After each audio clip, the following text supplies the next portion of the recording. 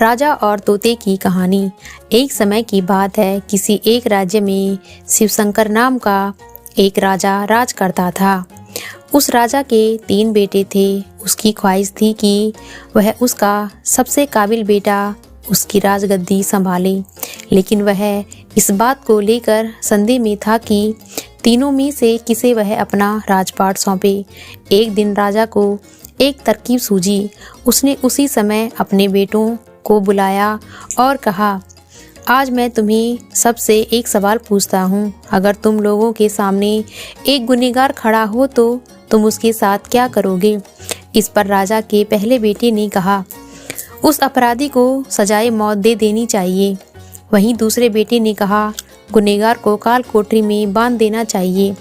जबकि तीसरे बेटे ने कहा, पिताजी, हमें उसे सजा देने से पहले इस बात की जांच करनी चाहिए कि उसने सही में अपराध किया है या नहीं। इस पर राजा के तीसरे बेटे ने सभी को एक कहानी सुनाई।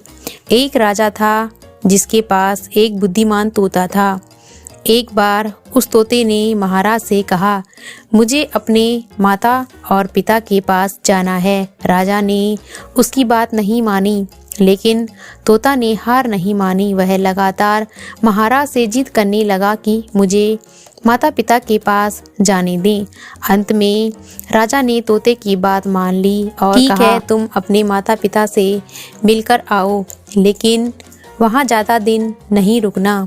राजा ने तोते को लेकर 5 दिन की अनुमति दी और कहा, तुम 5 दिन में अपने परिवार वालों से मिलकर लौट आना। इसके बाद तोता 5 दिन के लिए अपने माता पिता के पास चला गया।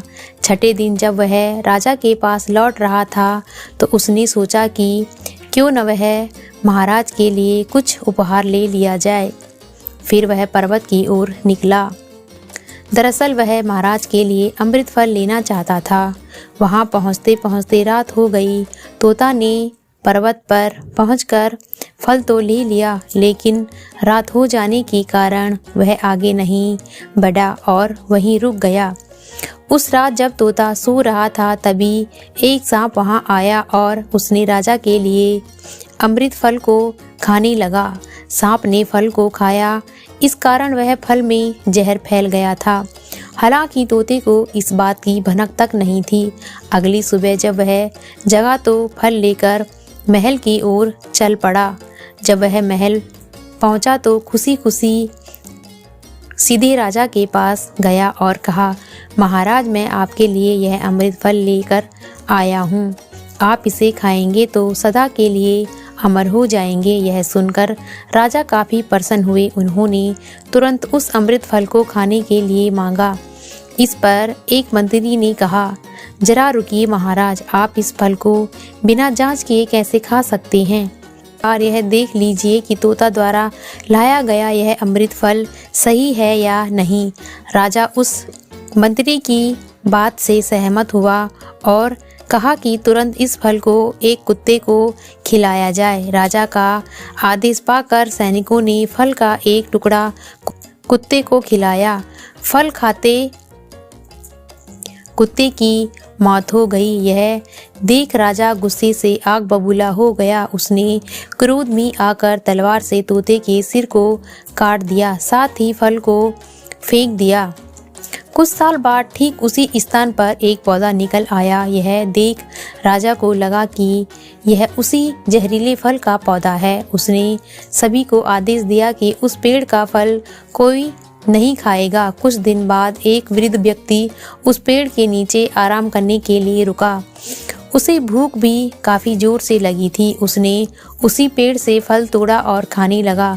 फल खाने के बाद वह बूढ़ा व्यक्ति एकदम से जवान हो गया। राजा ने जब यह देखा तो वह आश्चर्यचकित रह गया। उसे समझ आ गया कि वह फल जहरीला नहीं था। उससे बहुत बड़ी गलती हो गई थी। उसने बिना सच्चाई जाने तोते को मार दिया। इसे लेकर उसे काफ़ी पछतावा भी हुआ। इसके लिए वह मन ही मन खुद को कोसने लगा। इधर तीसरे राजकुमार की कहानी खत्म होने के बाद राजा शिवशंकर ने उसे ही अपना उत्तराधिकारी नियुक्त किया। इसके बाद राज्य में जश्न मनाया गया। तो दोस्तों, हमें इस कहानी से यह सीख मिलती है कि हमें कभी भी बिना जांच किए किसी को सज़ा नहीं देनी चाहिए। तो उम्मीद करती हूँ कि आपको ये कहानी पसंद आई होगी। कहानी पसंद आई हो तो लाइक, सब्सक्राइब और शेयर करें। कहानी आपको कैसी लगी हमें कमेंट के द्वारा ज़रूर बताइए। वीडियो देखने के लिए बहुत बहुत धन्यवाद।